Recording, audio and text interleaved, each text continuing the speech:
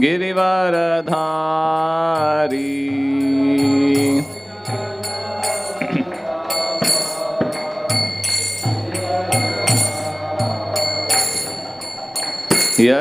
यशोदानंदन ब्रज जन रंजन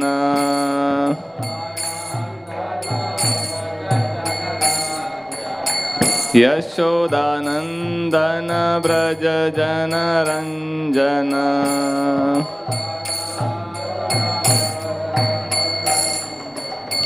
यमुना तीरा वनचारी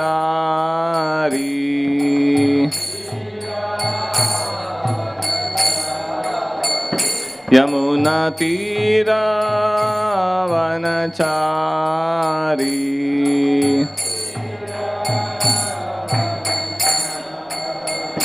जय राधा माधव कुंज बिहारी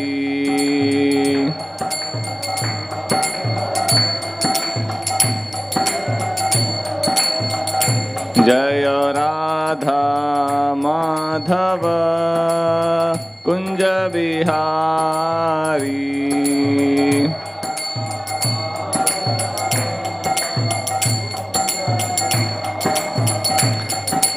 गोपीजन वल्लभ गिरिवरधारी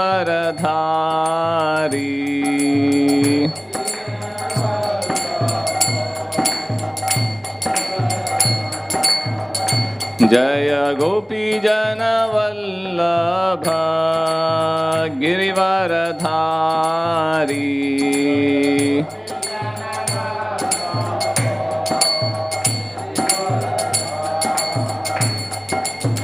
यशोदानंदन ब्रज जन रंजन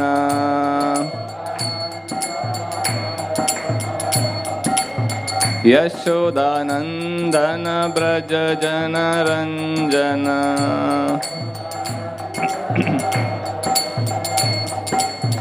यमुना तीरा वनचारी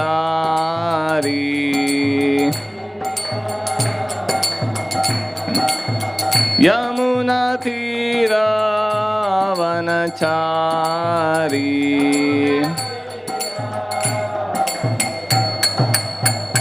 जय राधा माधव कुंज बिहारी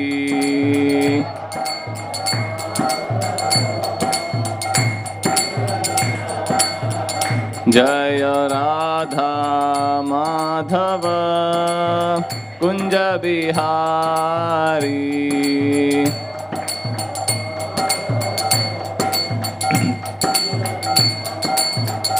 हरे कृष्णा कृष्ण कृष्ण हरे हरे हरे रामा राम राम हरे हरे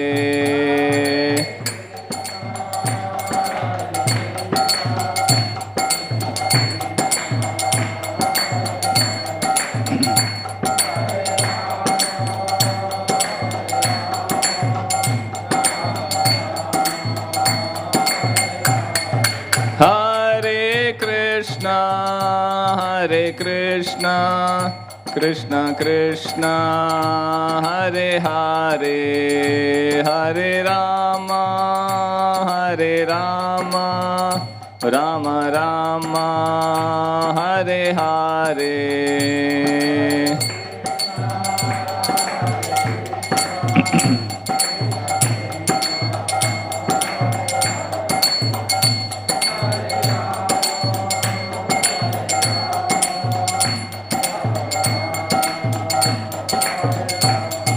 निताय गौर हरि बोल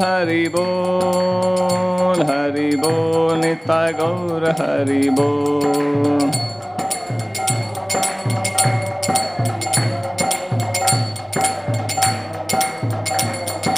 जय जय Prabhupada Prabhupada Prabhupada, Jaya Jaya Prabhupada.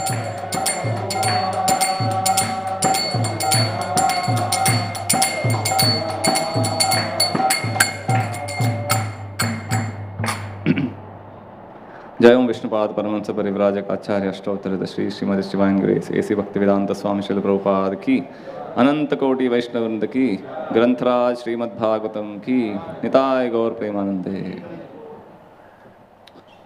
ओम नमो भगवते वासुदेवाय।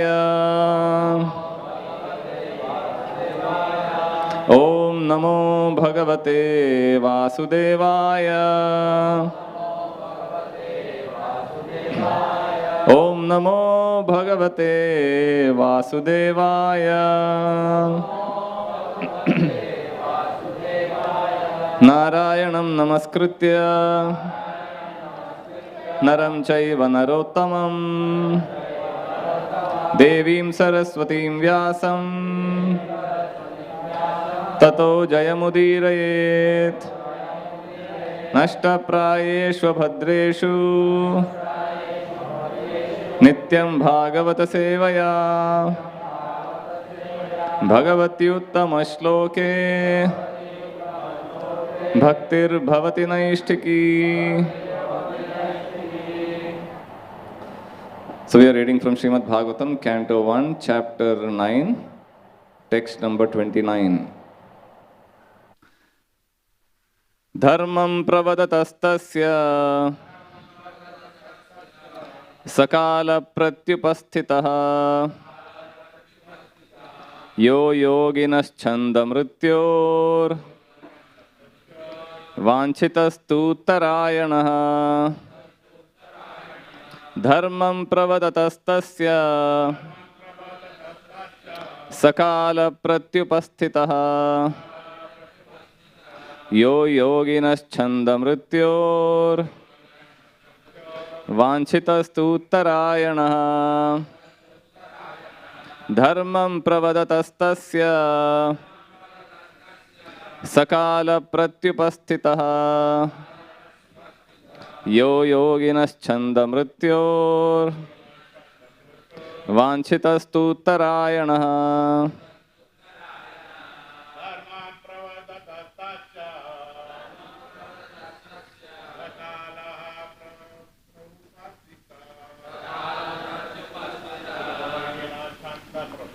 Yo yoginas chanda mrityor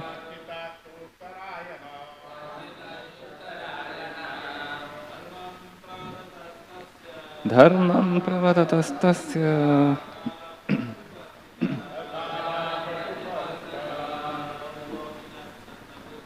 yo yoginas chanda mrityor vanchitastu tarayanah.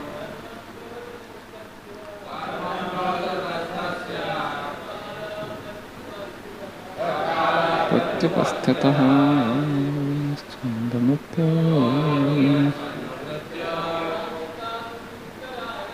vanchitastu. Matajis. Dharmam, occupational duties. Pravadatah, while describing. Tasya, his. Saha, that. Kalaha, time. Pratyupasthitah, exactly appeared. Yaha, that is.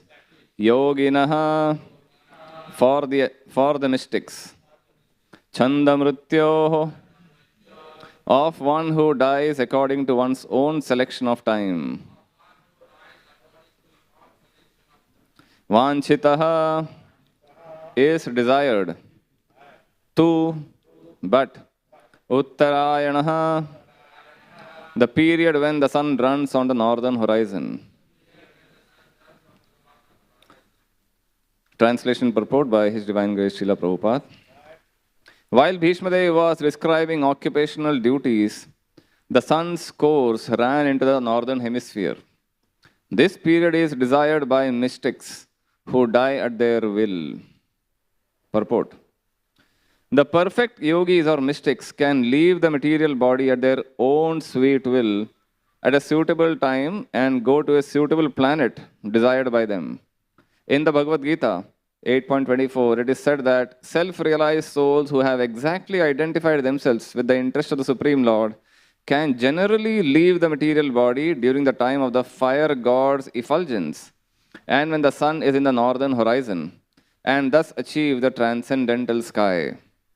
In the Vedas, these times are considered auspicious for quitting the body, and they are taken advantage of by the expert mystics who have perfected the system. Perfection of yoga means attainment of such super mental states as to be able to leave the material body as desired. Yogis can also reach any planet within no time without a material vehicle. The yogis can reach the highest planetary system within a very short time, and this is impossible for the materialist. Even attempting to reach the highest planet will take millions of years at a speed of millions of miles per hour. This is a different science, and Bhishma Dev knew well how to utilize it. He was just waiting for the suitable moment to quit his material body, and the golden opportunity arrived when he was instructing his noble grandsons, the Pandavas. He thus prepared himself to quit his body before the exalted Lord Sri Krishna, the pious Pandavas, and the great sages headed by Bhagavan Vyasa, etc., all great souls. Om Jnanathimirantasya Jnananjanashalakaya Chakshurunmilitam Yena Tasmai Shri Gurave Namaha Shri Chaitanya Manobhishtam Sthapitam Yena Bhutale Swayam Rupa Kadamahyam Dadati Swapadantikam Vandeham Shri Guru Shri Yuta Padakamalam Shri Gurun Vaishnavamscha Shri Rupam Sagrajatam Sahagana Raghunathanvitam Tam Sajivam Sadvaitam Savadutam Parijana Sahitam Krishna Chaitanya Devam Shri Radha Krishna Padan Sahagana Lalita Shri Vishakhanvitamscha He Krishna Karuna Sindho Deenabandho Jagatpate Gopesha Gopika Kanta Radha Kanta Namostute Tapta Kanchana Gaurangi Radhe Vrindavaneshwari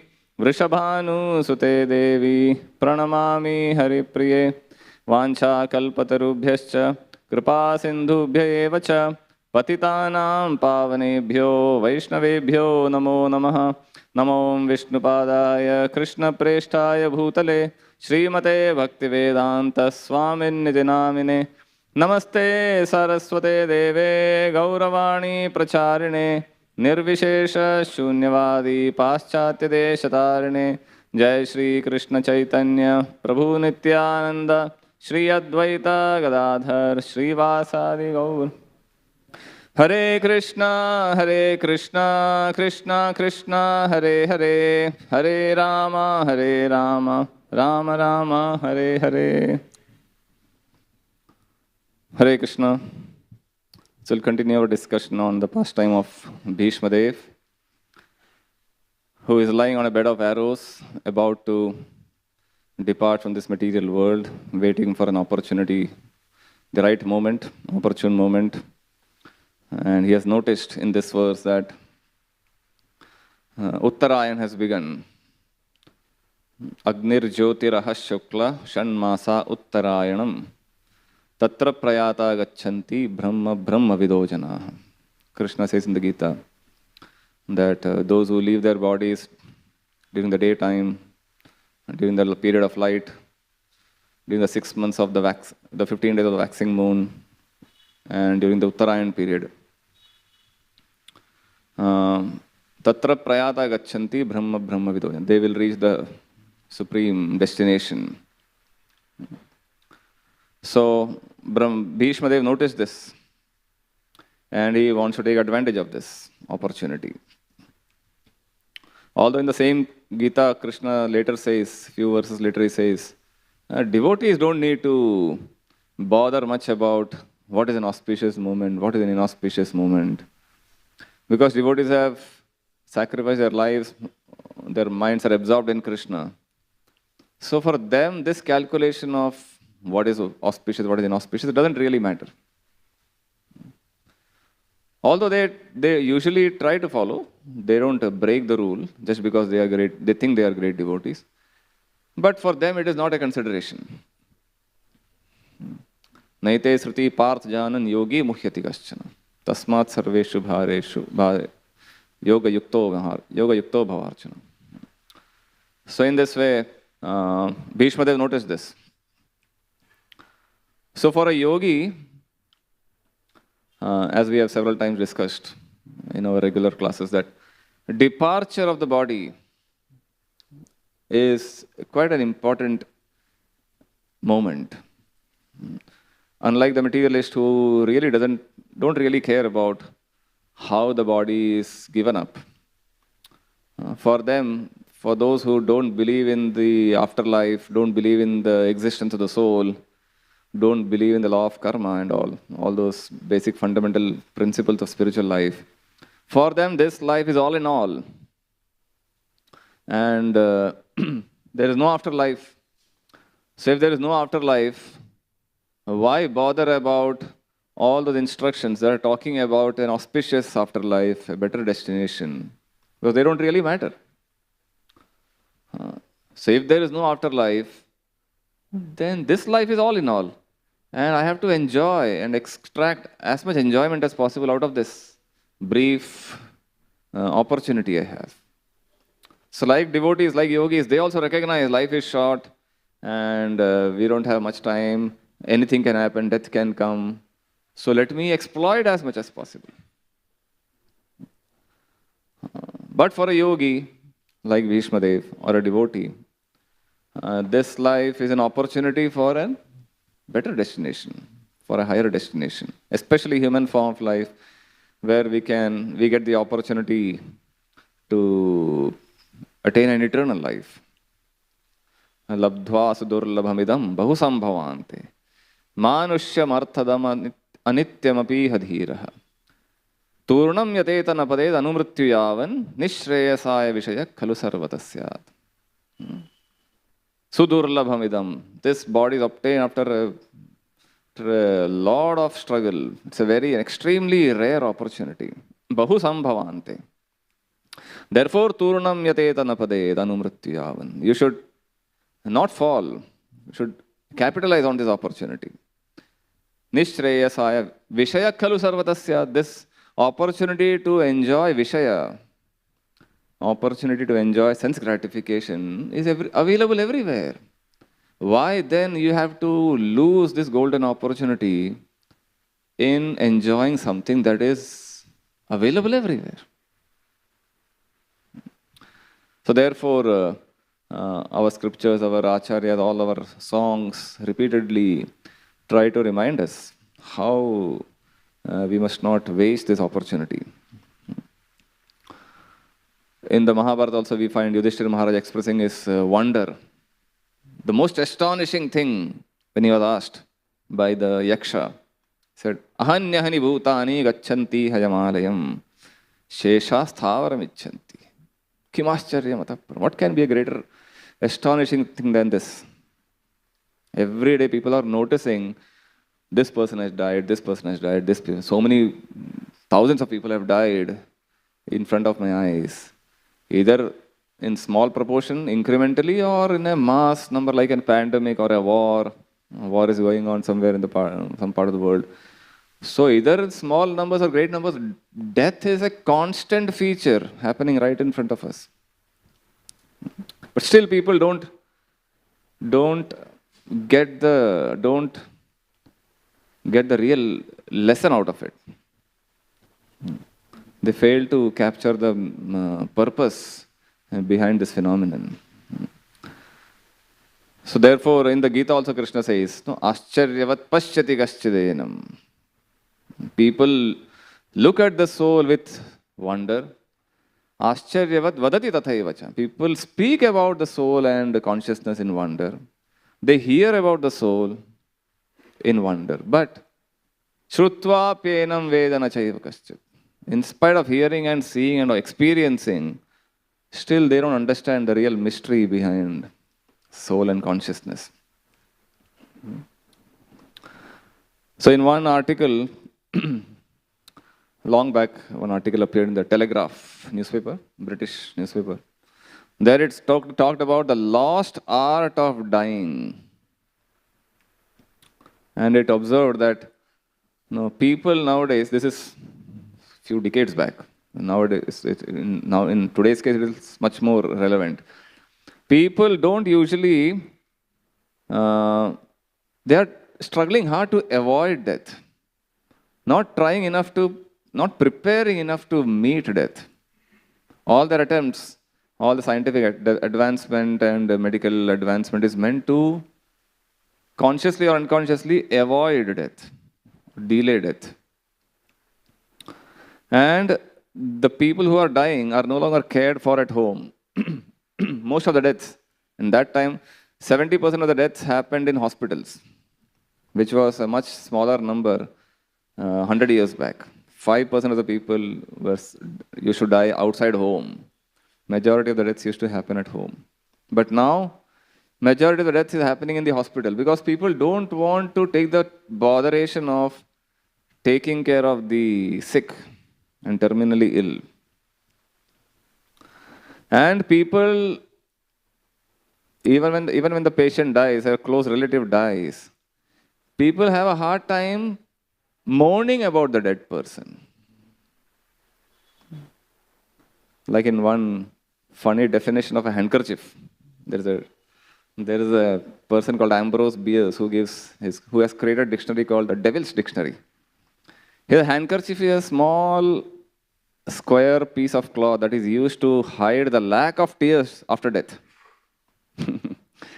Usually we want to wipe the tears, but this handkerchief is used to hide the lack of tears, indirectly implying that people hardly feel anything, any emotion for the dead.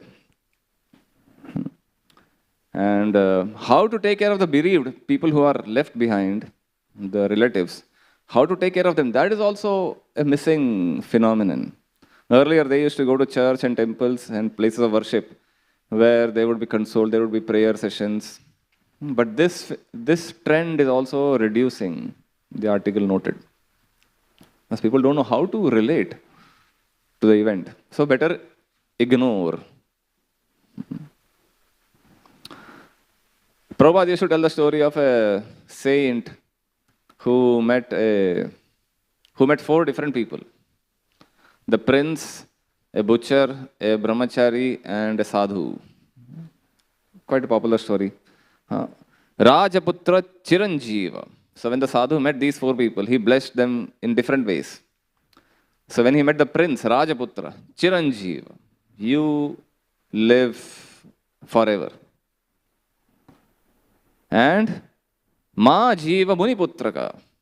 He met the Muniputra, the brahmachari. He said, don't live anymore, better die. Jivava Maro Sadhu. When he met the devotee, he said, you may either live or die. It doesn't really matter. And when he met the butcher, Ma Jiva Mara Iti. You neither live nor die. Better not to live and not to die. Then Prabhupada explained the meaning.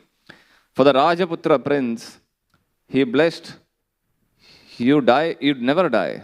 Because now he is living a life of sense enjoyment, which will lead to a very horrible, inauspicious afterlife. So may you continue living in this sense gratificatory indulgence, in your illusion. Better not die.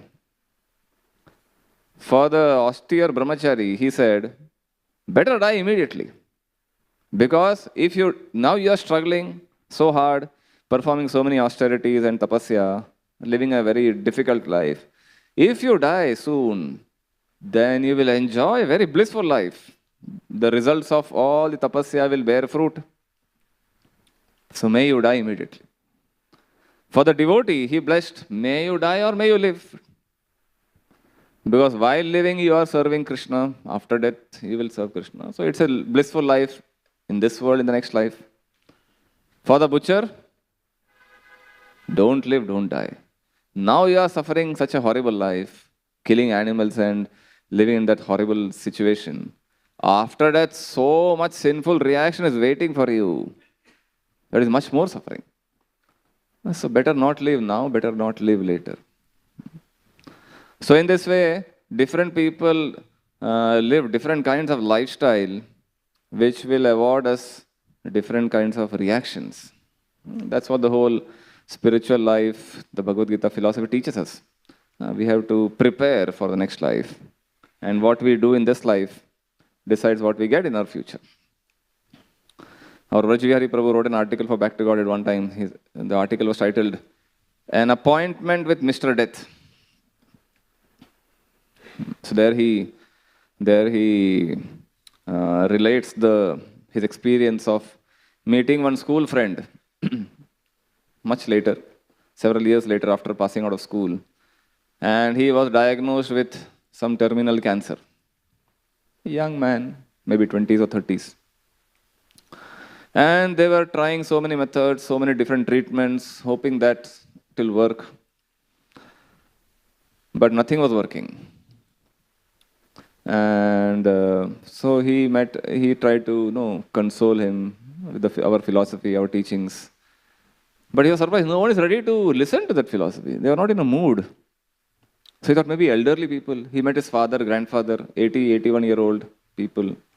Even they seem to have no interest in listening to this philosophy of timeless wisdom. They're trying so many treatments and somehow delay, somehow extend his lifespan. Eventually he died. And in contrast to this, he relates the story of his experience meeting with our brahmachari Rohini Tanay Prabhu, and the brahmachari from Nigadi, who was also similarly diagnosed with cancer. I think he was admitted in Bhaktivedanta hospital. And later, towards the end of his life, he expressed his desire to go to the temple, Nigadi temple. And he was taken there for 4 or 5 hours drive from here. And he reached the temple, and every day he would take darshan. And on the day of his departure, he requested, I just want to leave my body taking darshan of the deities.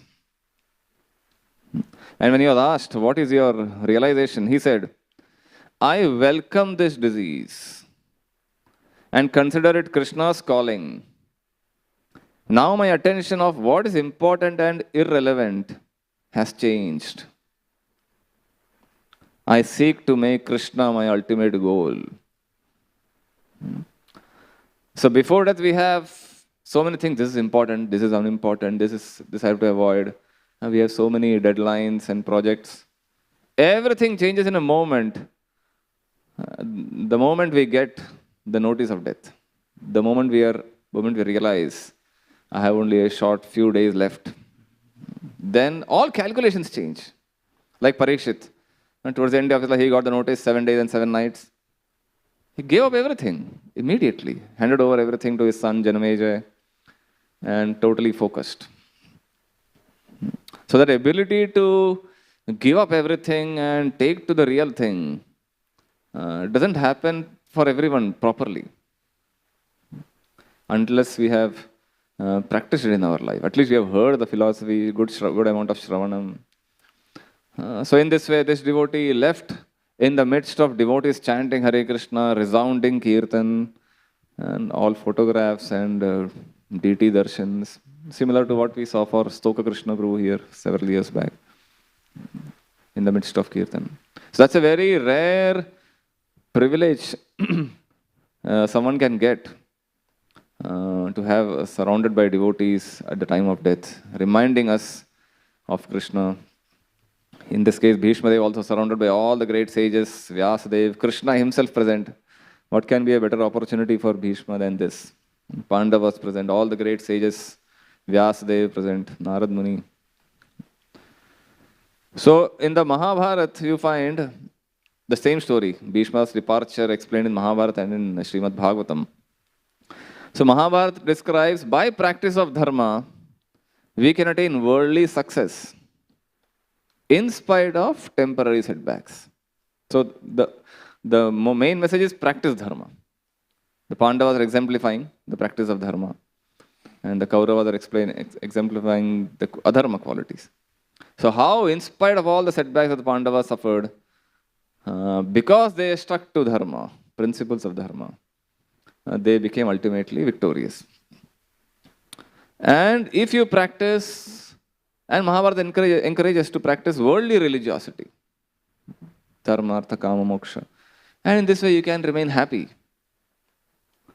The Srimad Bhagavatam, on the other hand, focuses on transcendental dharma, paradharma. And at the level of karma kand, like in Mahabharata, certain timings are important. So here we find Uttarayan described. If for a person who is following the principles of worldly dharma, he has these calculations and considerations are important. When do you depart the body? When do you not? You can delay. These are auspicious, inauspicious conditions, planetary positions. All those calculations are important. But Bhishma's example shows, even by worldly standards, his departure was auspicious. So Mahabharata says, because see, look, Bhishma, such a great yogi, he calculated the time of departure and he attained a perfect destination. But Krishna wanted to demonstrate something else. He wanted to show how we saw all those qualities. Bhishma, in spite of fighting on the side of adharma, Krishna had his plan. He wanted to show how such a great warrior on the other side, still they could not win. Whereas Pandavas, in spite of a smaller army, they could win. So there is a nice book by Giriraj Maharaj about life's final exam, the art of dying, death and dying in the Vedic culture. There he talks about several devotees, how they departed. He talks about the history of the Vrindavan hospice, how he had a disciple, how she expressed her desire to set up some facility where terminally ill devotees can have a smooth departure. Because Vrindavan is the ideal place, Vrindavan Dham, the holy spiritual place of Krishna. And if we can have some setup here, where terminally ill patients can be brought and some care can be given, then that is the ideal departure for any devotee, to expect. So then, that how the idea was conceived and how the idea was implemented. And finally, the Vrindavan hospice was set up. And there he describes the stories of so many devotees. One story that was described there is the story of Kesha Bharti Maharaj. But the story of his mother, although she didn't die in Bhaktivedanta hospice there, but how caring for the terminally ill patient is so important. So Kesha Bharti Maharaj was like a sannyasi, Prabhupada disciple. He was a member of the Radha Damodar traveling Sankirtan party. I think he was managing all the accounts and statistics. So he was staying in Bombay, Prabhupada's time. And when he came to Krishna consciousness, his parents didn't appreciate the whole idea. In fact, they rejected him, saying, now that you have taken to this demonic religion, we don't want to see your face. Don't come back to our home. So he tried to maintain contact by writing letters and calling them regularly, but somehow they never took the interest. So he said, okay, what can I do? Then he dedicated his whole life for Prabhupada's mission, traveling all over, distributing books. And then he came to India, Bombay. And here he was serving nicely. Several years passed, 15, 20, 25 years passed. And his father passed away in between. Somehow he got to meet him before his departure. And then again came back to Bombay. Then he got a message that his mother is ill. So he thought, he was planning to go anyway within a month, but because he got this call, he thought, I need to go. So he left immediately. And upon reaching there, he saw his mother although he had written so many letters, it all was lying piled up somewhere. She hadn't read at all. But she was like an independent lady, managing everything on her own, without seeking any help. And her main desire was, I don't want to bother anyone. I will be alone. I can manage everything on my own. But when our Prabhu Kesha Bharti Maharaj went there, he saw everything is in a mess.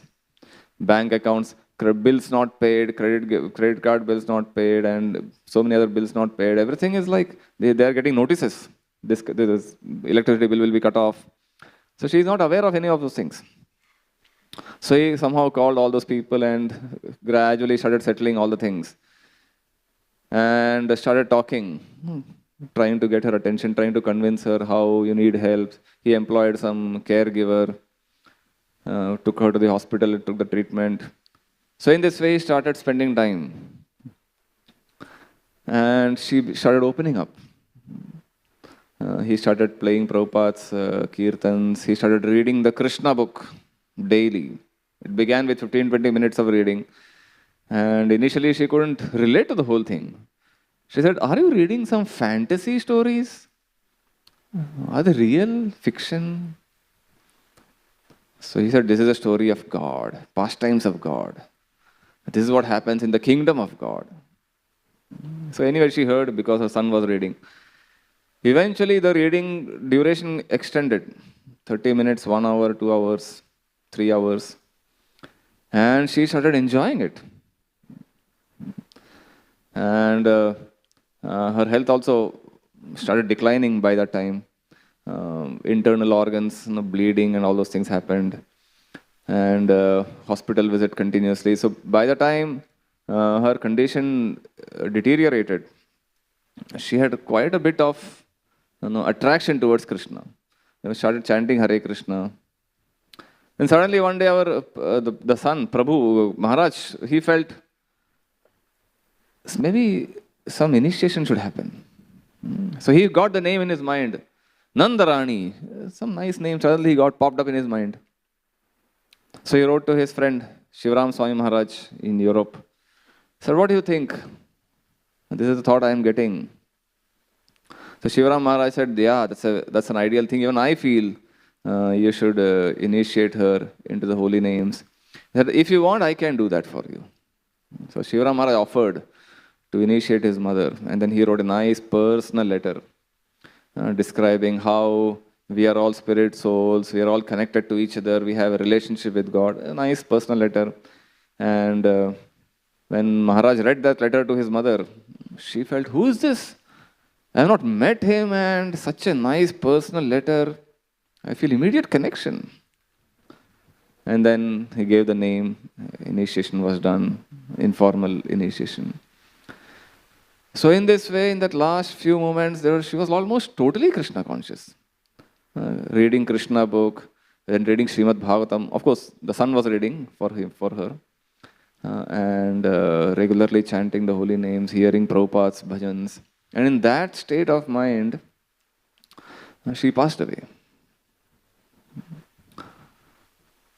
So this kind of departure, where Prabhupada also says, the parents of devotees will realize their fortune.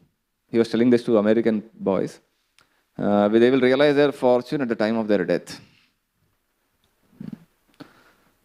So Giriraj Maharaj narrates his own story, how his parents were not very favorable. They were from a Jewish background, Chicago, and how his sister and parents, they were staying together, and because they didn't appreciate Giriraj Maharaj's practices, he left the place, but he was in constant touch.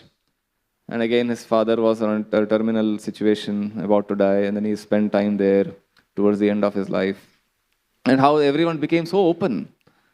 They would invite him for classes there in that area. And people all over the church father and the local heads, they would come and appreciate what he was doing. And after his father passed away, he was invited to give a talk in the local, church.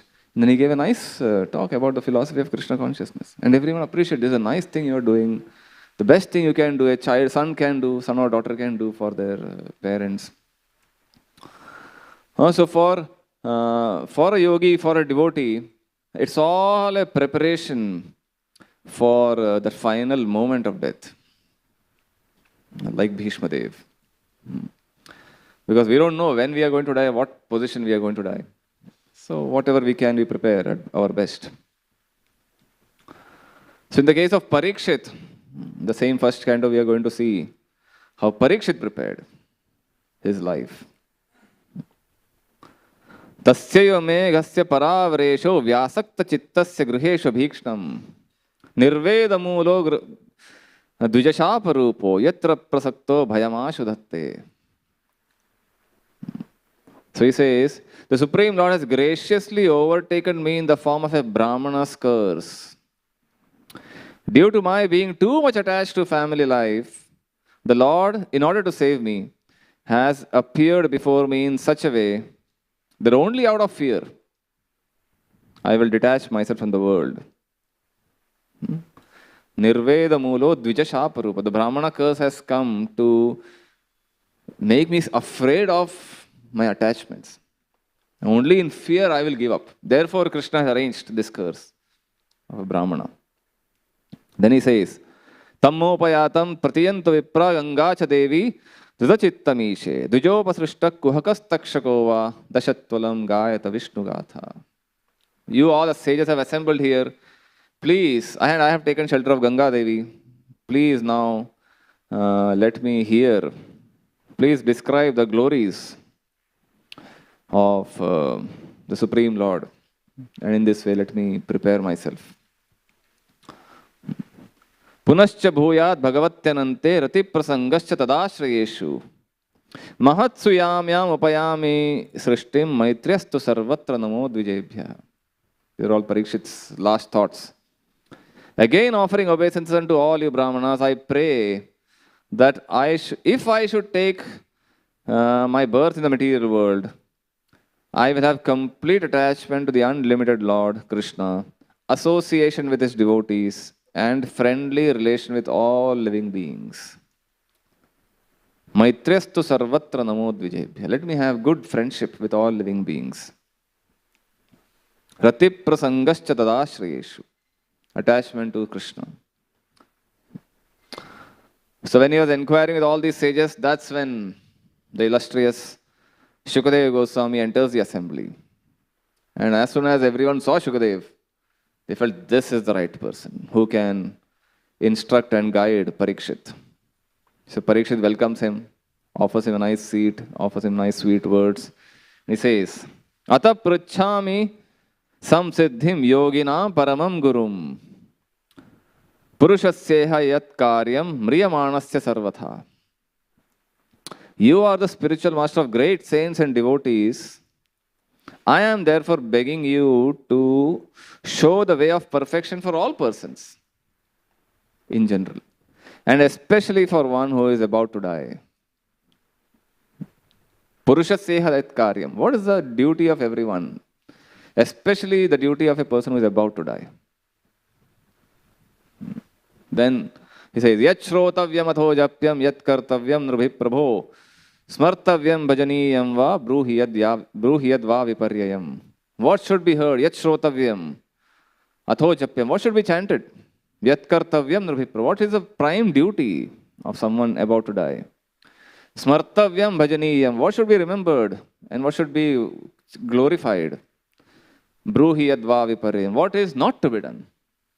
What are the opposites of all these things? And then Shukadeva Goswami begins his instruction in the second canto. First he condemns the materialist, how they have so many things to hear. Shrotavyadeni rajendra nunam santi sahasrasha. Apashyatam atmatattvam griheshu grihamedinam.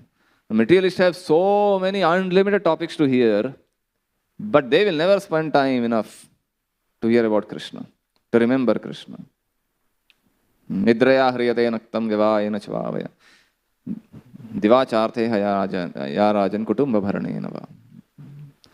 They will indulge in sensual activities or sleep, kutumba, and spend time in the day earning money and wealth for the family maintenance. What is the next verse?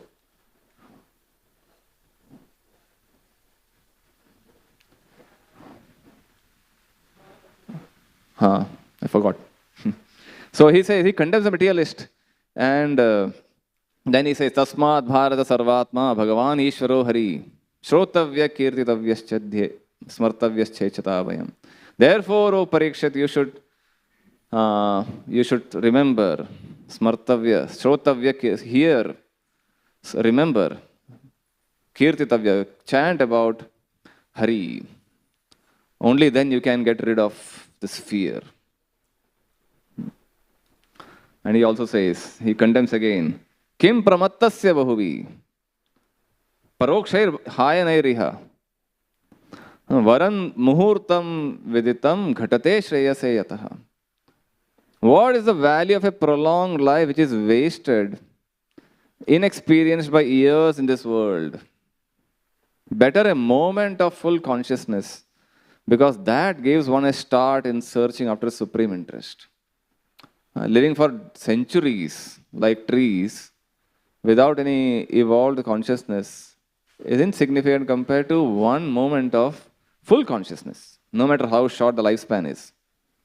Like Khatwang Maharaj, one moment he achieved perfection. And all these acharyas, they hardly lived for a few, 30, 40 years. Shankaracharya lived for 32 years. Lord Chaitanya 48 years. Not very big lifespan, but such a big contribution. So in this way, Prabhupada also glorifies Parikshit's attitude, how he was totally surrendered.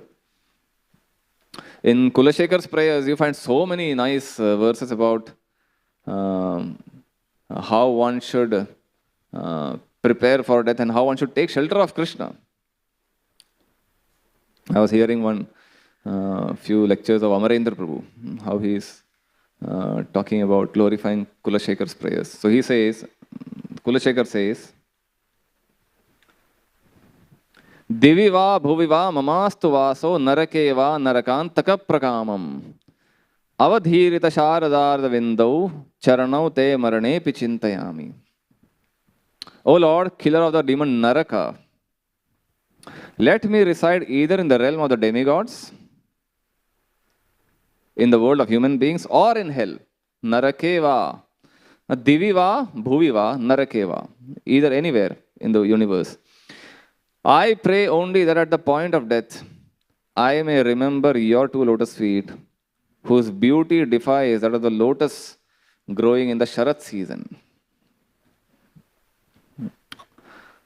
So Narayana Parasarve, Bhagavatam says, Nakutaschana Vipyati. A devotee is not afraid of heaven, hell, anywhere. Swarga Pavarga Narakeshu Apitulya Artha Darshana. And then he says, O people, please hear of this treatment for the disease of birth and death. It is the name of Krishna, the medicine, recommended by Yajnavalkya and other expert yogis steeped in wisdom. This boundless, eternal inner light is the best medicine.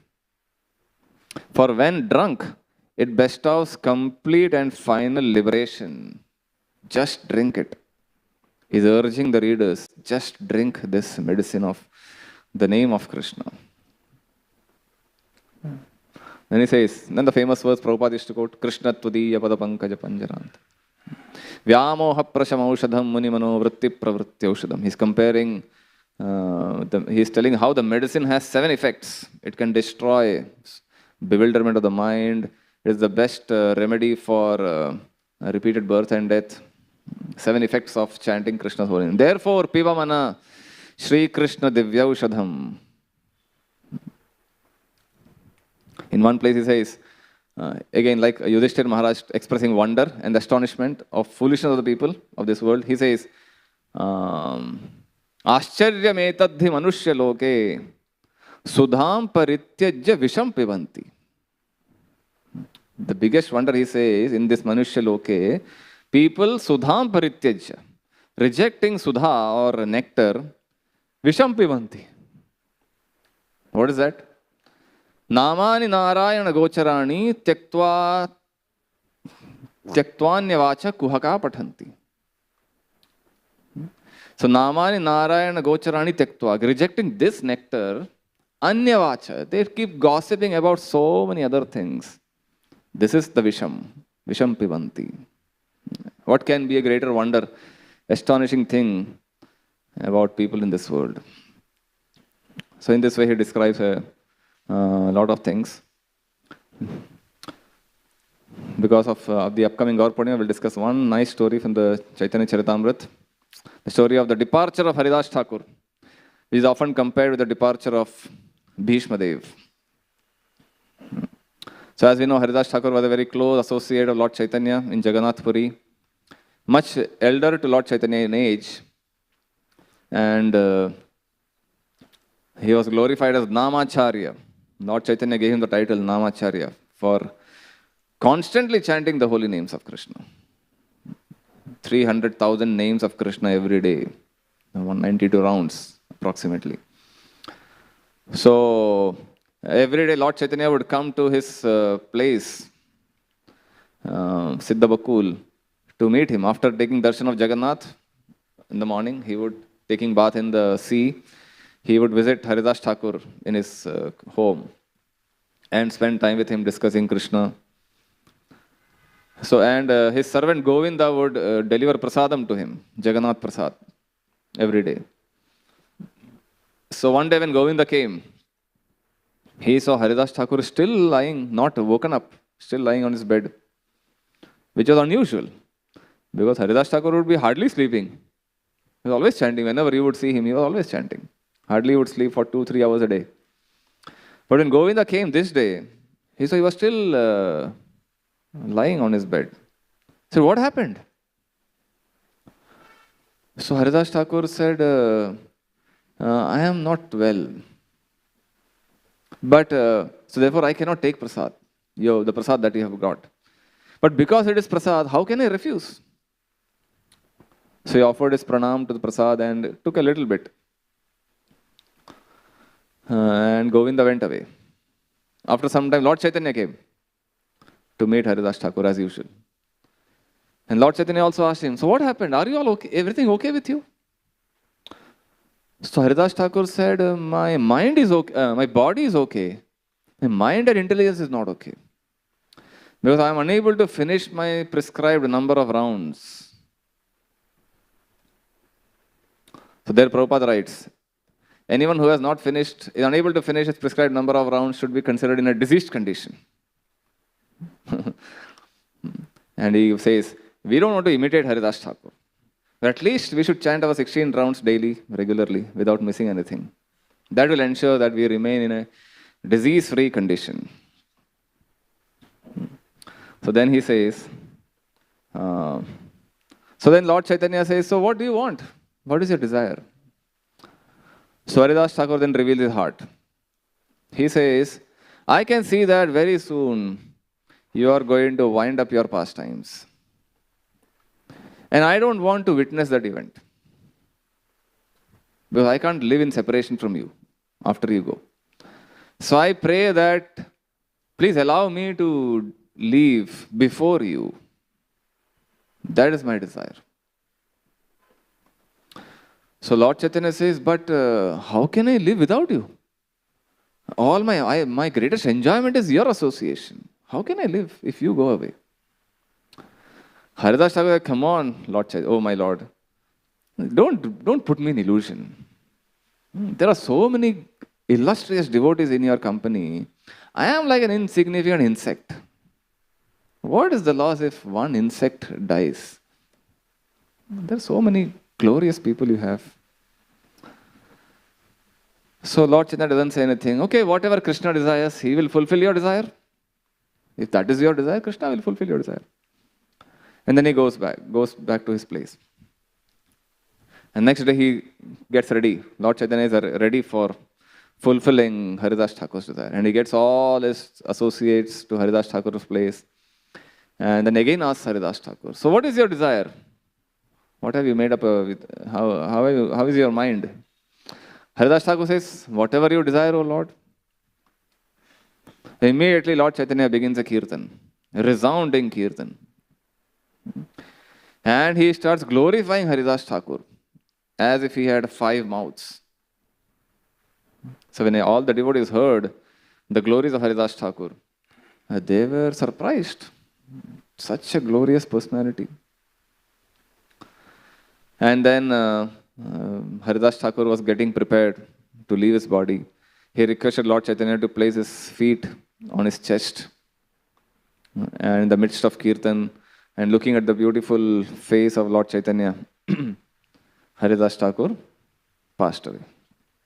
And as soon as he passed away, everyone remembered the departure of Bhishma Dev. How Bhishma also passed away in a similar fashion, looking at the beautiful face of Krishna, Ichchamaran he had. Almost identical incident. And then to glorify Haridas Thakur, Lord Chaitanya took his body in his hand and danced for a long time. And he said, anyone who has participated in this event, either in the form of kirtan or in the form of taking prasad or in the dancing kirtan, anyone who has participated will attain perfection of his life. So in this way, we have several examples in our Shastra. Ajamil's case, Jadabharat's story, Chitraketu, Vritrasur, all this. So Bhagavatam is preparing us through so many examples how we should utilize our life for preparation for the final moment. The Gita tells us how to live in this world. The Bhagavatam tells us how to depart from this world, leave this world. So Gita has spoken to Arjun to demonstrate how he should perform his duties so that he doesn't get entangled for the sake of establishing dharma. Bhishma Dev is instructing Yudhishthir also how to live, how to rule this world. But Bhagavatam is spoken to Parikshit, how to depart from this world. All are kings. Arjun is a king, Yudhishthir is a king, Parikshit is a king. But contexts are different. And the instructions are meant for different purposes. So in this way, we'll continue our discussion on Bhishma Dev in the coming days. Any thoughts, comments, anyone wants to share, ask?